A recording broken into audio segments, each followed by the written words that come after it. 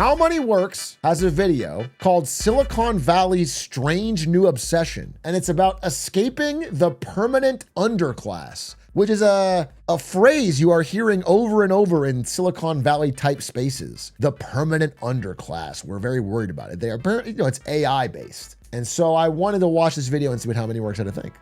Silicon Valley is no stranger to a lot of goofy insider terminology for what are really some pretty basic concepts. Move fast and break things, building in public, minimum viable personality, vibe coding, 10x, AI native, cloud native. That was my favorite Silicon Valley phrase when you were there, was dog fooding. And the idea was you have to eat your own dog food.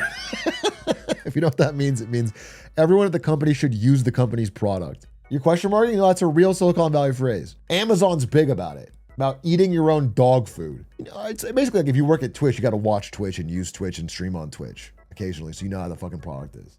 The idea is you don't see the problems of it unless you use it. And so often companies will, listen, the truth is Twitch could have used more dog fooding for real.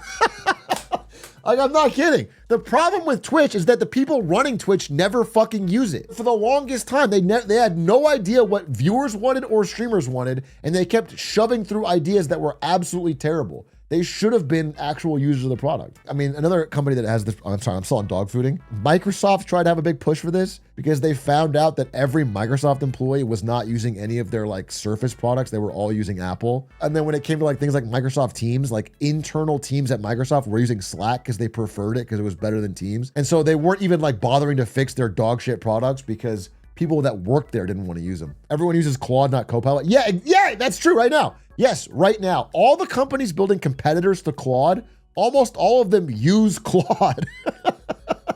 So they should dog food a little bit more. But there is one new buzzy phrase that is generally being taken a lot more seriously. How do you think you can escape the permanent underclass? Fear of being stuck in the permanent underclass. Jarvis! Hey, I went to a basketball game with him just a short while ago. That's cool. I didn't know he talked about this kind of stuff at all. I thought Jarvis mostly talked about lighter topics. Escaping the permanent underclass has become a warning that your value as a human being is on a strict depreciation schedule. It's pretty grim stuff. And putting aside the small little technicality that this is the future they are working hard to create, this idea is being taken seriously enough that it's worth understanding why. Why does Silicon Valley... I'm taking the under on this. Not that there's not people that want to do this. I think the friction between where we're at now and something like this being created is so much higher than people think. AI has been not even that successful, but more successful at coding automation than other things, because coding is a closed loop, entirely digital, easy to verify whether it's right or wrong task. And so that has made it uniquely suited for what deep learning and AI can do. And even still, it has many, many flaws. And so the idea that it's going to be applied one-to-one to other tasks, I think is way, way, way overblown in terms of the speed and veracity of rolling it out. And I think that middle period where everyone is upset is where big changes in structure come. And they're acting like that's not going to happen. It's acting like it's coming next week. And it's just, I think that's a huge overblown, but we'll see what he says. I was told by a lot of people that I was going to get a job right out of college. And then all of a sudden, there's no jobs. That's true. Although, I want to mention, and I guess still got to see data on this because it's very, very vague right now. But there is some data indicating that the hiring collapse in tech jobs is starting to turn, in that it's not really at the biggest companies.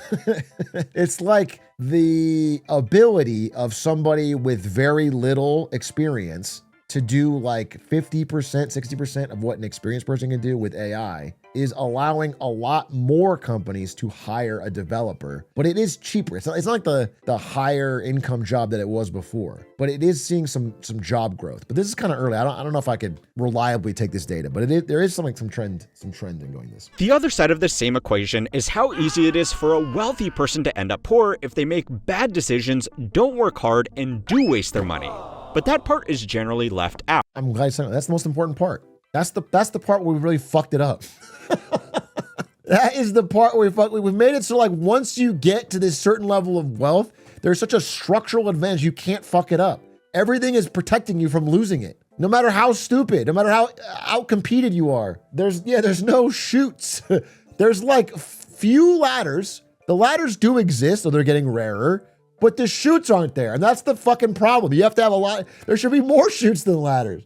Even the term underclass is not new. It comes from the 1960s when an economist, Gunnar Myrdal, used it to describe people who were long-term unemployed, underemployed, or outright unemployable to the point where they were cut off from general society. This was primarily in reference to communities that had gone through rapid deindustrialization. So when tech... Imagine this though, but with League of Legends and porn. They've really upgraded the permanent underclass. They've made it a lot more attractive. So when tech bros say these are the last years to escape the permanent underclass, what they are really saying is that social mobility is about to get so bad that if you are not financially independent before the machines take your job, you are going to be in this underclass forever with no way to escape. No. Again. First of all, what you're not realizing is that if there's a permanent underclass and social mobility is gone, there will still be the Beast Games. Is he stupid? Once we have the Beast Games, it'll allow people from any one of the underclass areas to rise up to wealth by doing a series of crazy challenges for Mr. Beast. So we're fine. We'll have social mobility. This idea is most from any district. People from any district will be able to enter the Beast Games and become famous. Amongst tech workers, education, which was supposed to be the other ladder, has risen 312% in inflation-adjusted terms since 1963, according to the Education Data Initiative. The average federal student loan balance per borrower is now $39,633, according to the Department of Education, which means we just talked about that guy going to medical school, $70K a year in loans just for what, undergrad? Yeah, 280 at the, absurd. That level of debt is just such a drastically increased risk profile. You have to nail it out of college or you're just drowning in the interest costs alone. It scares me. It scares me right now. I've got a good level of income. Having that much debt is just scary. The very tool that was supposed to help people climb the income ladder now starts them off in a financial hole that takes years to dig out of. According to a report by McKinsey & Company, over a third of someone's lifetime realizable wealth is tied up in their human capital. Which is just a very clinical finance bro way of saying that unless you are already very independently wealthy, your greatest asset is all of the future hours of your lifetime you can trade in exchange for money. Yeah, and I think the best example of this is Ivanka Trump, who has really traded her human capital, the hours, the sweat equity of walking that beach barefoot, establishing the island, visualizing the land. What she's done there is built up real wealth through real effort. That is her human capital being traded for earnings. It's sweat equity. Walking up that breathtaking hill. You know what I'm saying? These things are what gave her that opportunity. And if you find yourself being jealous of it, it's a bad look. Recent historical trends have overwhelmingly favored existing asset owners over workers. Yeah. And new technology is only pushing this further in that direction. Yep. But it's also worth asking why this way of thinking is so popular with the very same people working to actually... Just to be clear, this is largely a result of fucking money printing and deficit spending. Well, that's where the money goes. That's what we haven't seen much of the inflation from that break through to regular goods because the money that's printed goes to the wealthy, the connected, and the big banks, and they put it into assets. So we're seeing an inflation in asset prices as opposed to inflation in good cost and wages. We're seeing inflation in that now because it's been going on for so long. Like the post-GFC years, 2008, where we started doing quantitative easing and printing money to fucking buy mortgage-backed securities, people thought, oh, it's going to be inflation. And there wasn't inflation. In this period, there was not inflation in goods. But that's because all of the printed money just stayed in the system of assets. And that's where you started to see real fucking asset growth. So there's a very good reason why this idea has become so popular in Silicon Valley specifically. And that's because even before modern generative AI presented itself as such a threat to the ladder of social mobility, Silicon Valley was kind of already where people went to escape the permanent underclass. Social mobility. I do think, maybe he's going to say this. This could seem pre-watched, but I swear to God. I do think this type of thought, this I gotta escape the permanent underclass thought coming out of Silicon Valley is not surprising because it's such a money and, I've lived there. It's a very money and status obsessed place. And all of these people are like grinders that want a lot of money and they're in a constant competition where part of it is a huge amount of luck. Like if you're an equally talented engineer as someone else and you go to a company that IPOs, you have life-changing money. And if you go to a different company, here's a perfect example. I know 2 engineers who who worked at 2 different self-driving startups. One of them got acquired by Google, and that guy made a ton of money. And one of them, Cruz, had like a car hit somebody and they got shut down. He lost all of his stock and equity. And they both worked the same amount of years, and they're both pretty equally talented. And then one of them made a lot of money and one of them got nothing for their time. And they didn't really have a choice over either one. I think Fengo is correct, actually. It was a human person that hit a car into the driver or whatever. Like it wasn't even the car messing up. And so there's a luck aspect to that. And I think right now in Silicon Valley, you're hearing this type of talk more and more because there's a deep existential dread from all of these grinders who didn't get in on SpaceX, Anthropic, or OpenAI. Because right now, about, I don't know, tens of thousands of people are going to become overnight millionaires. In this year, as all these companies IPO, there's going to be a bunch of Anthropic employees, OpenAI employees, and SpaceX employees who are now going to make 10, 20, 30 million dollars. It's crazy. And they all know people around them who are now like astronomically different wealth classes for basically, they all went to the same schools. They all like worked about the same part. It was like the right company in the right time. And this is like this biggest year of IPOs and they're all feeling it. They're all feeling, oh fuck, if I don't make a company that fucking gets bought out or I get some big success, I'm gonna fall drastically behind all my peers. It's just this weird way it's distributed. Raj Shetty's Opportunity Atlas, which maps economic mobility across every neighborhood in America, found that San Jose, the heart of Silicon Valley, has one of the highest rates of upward mobility of any metro area in the country. A child born in the bottom fifth of the income distribution in San Jose has a 12.9% chance of reaching the top fifth by the age. It worked for me. Just being dead honest, when I moved to San Jose, I was negative net worth. And when I left San Jose, I was pretty well off. Now, there was a lot of luck in that, but it did work. I'm just being honest. And San Jose is one of the worst goddamn cities in America. One of the worst goddamn cities in America. Literally zero culture, miserable, just a flat, empty expanse of nothing. There's no art, there's no music, there's no food, there's no anything. It's just rows of houses, big, empty, no one talks, and expensive housing. Everything's expensive. And a lot of the people who moved here had a similar plan. Work hard, save aggressively, vest some shares, and get out before you burn out. Now, I know this is a generalization, and things have changed recently. Yeah, but for a long time, tech in particular also promoted a less ostentatious lifestyle than a similar high-end career in finance or law. That has changed. The conspicuous consumption and the status of it is definitely more apparent. People were earning genuinely ridiculous money in the Valley and still wearing company hoodies while primarily getting their entertainment from going on hikes and except for the furry guy. But even that, that's not a cheap fursuit. At the furry convention, he's kind of flexing, to be honest. He's kind of like, that's like wearing Richard Millet in a watch convention. People know you're fucking video balling. Games. A study from the 1990s found that if you withdraw about 4% of a diversified portfolio each year, it should last you indefinitely. So if your annual expenses are Dude, it's so fucked up because all these people, none of them have diversified portfolios. They all make their money in tech and then invest all in on the peak of tech valuations. All their money is concentrated in like the tech company down the fucking street. It's such a double bet. And if there's any downturn, not only is your portfolio halved or wiped out, but you probably lose your job. Even for the people that didn't want to go and retire on a ranch in Colorado at the age of 35, a lot of tech working culture is still built around getting experience and saving up what is charmingly known as you money. The idea is that once you have this, you can leave the big company. You ever seen this? This is like a literally inspirational movie to me. I saw this movie when it came out and it like stuck in my head. It's like, I don't even like Mark Wahlberg, but I love this movie. You get up $2.5 million. Any asshole in the world knows what to do. You get a house with a 25-year roof, an indestructible Jap economy shitbox. You put the rest into the system at 3 to 5% to pay your taxes, and that's your base. Get me? That's your fortress of fucking solitude. That puts you for the rest of your life at a level of fuck you. Mm-hmm. Somebody wants you to do something, fuck you. Boss pisses you off, fuck you. Own your house, have a couple bucks in the bank, don't drink.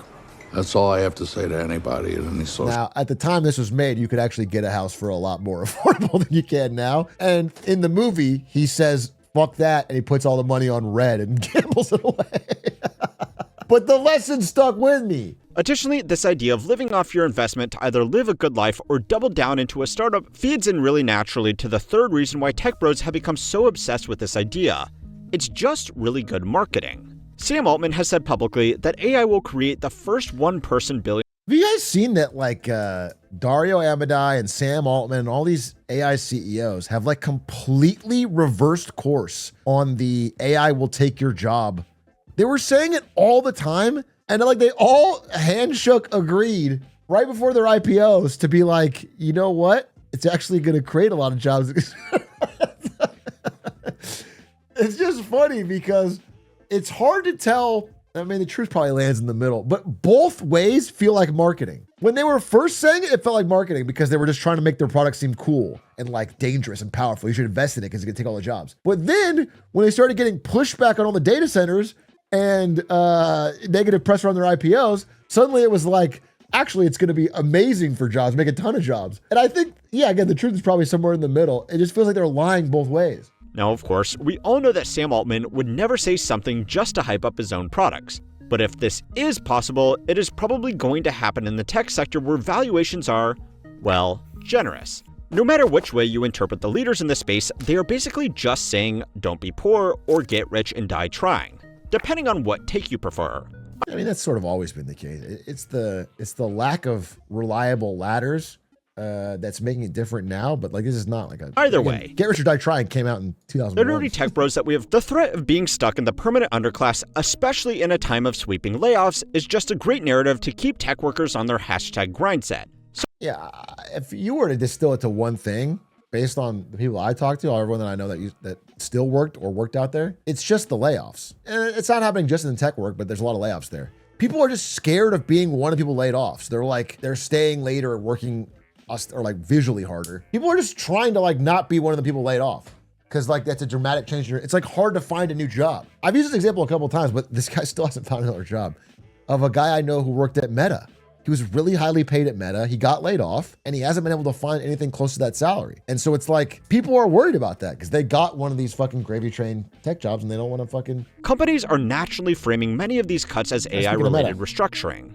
But Deutsche Bank analysts wrote in January that AI redundancy washing will be a significant feature in 2026, which is a polite way of saying that a lot of companies are just using AI as an excuse to fire people they already wanted to get rid of. Hey, I just did a video on this with Primagen, not the one you're thinking of that was on my channel. We did a separate one breaking down 5 different companies' layoff announcements on the prime time. Layoffs are getting wild featuring Big A. First time I've been credited as Big A instead of Atriog. It was cool. I approached it from a business perspective and he did it from a tech perspective, and I think we had a good conversation. It was pretty good. I like talking to that guy. Entry-level tech job postings specifically have dropped 50% at major tech companies compared to pre-pandemic levels. I talked about it in the video.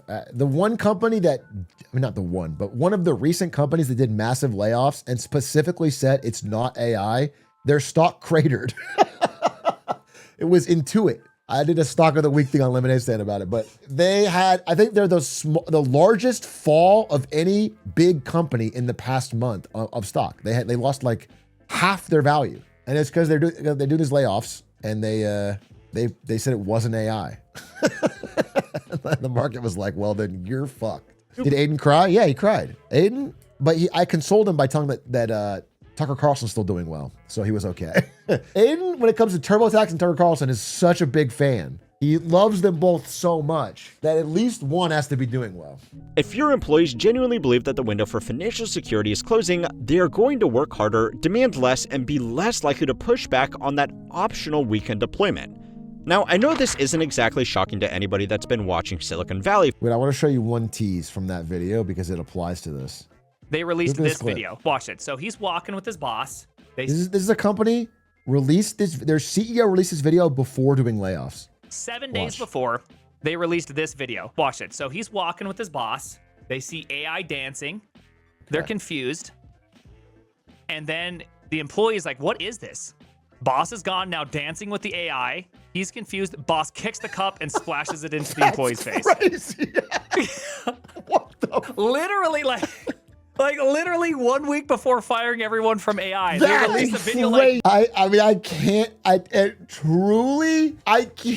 imagine not seeing how that looks to people you're about to fucking lay off. It's crazy. It blew my mind. I hadn't seen that clip. I'm surprised you guys didn't link me that clip. If these companies promote the idea that their technology is going to reshape the social fabric like the steam engine did during the Industrial Revolution, it goes a long way to rationalize their extreme investments into this technology, especially as the industry lines up to take 2.5 AI companies through particularly public initial public offerings this year. And of course, it's worth pointing out that if these listings go well, the tech workers themselves will probably have everything they need to escape the underclass for good. So there is something of a perverse incentive to play along. And well, yeah, this is objectively the most sensible course of action for these people to be taking individually. But I think these IPOs are such a clustercluck, man. All three of these companies waiving the profitability rule, going in on accelerated timelines, just dumping on the public. And it's like the valuations are so extreme. All the growth happened in private markets and they're just dumping it at the end. I'm so nervous about them. It's like it reminds me, you know, it's not the same thing, but there's such a parallel to the fucking IPO frenzy of like 2000 and 2001. Yeah, it's just a big fucking cash out. Still really hard to ignore the irony of escaping the permanent underclass by riding the investment returns of creating that underclass in the first place. It sounds dumb, but it's also not anything new. And if you don't believe me, go and watch this next video to find out why tech bros in particular seem to never learn any of the— Good video. Thank you. How money works. Very interesting. We'll see how it plays out. I do think the Anthropic, OpenAI, and SpaceX IPOs this year are like the biggest story to watch, especially if they pop high initially, which they will do, and then you look forward 6 months and they're down. It's like, holy fuck, they just fleeced. They just fleeced the public.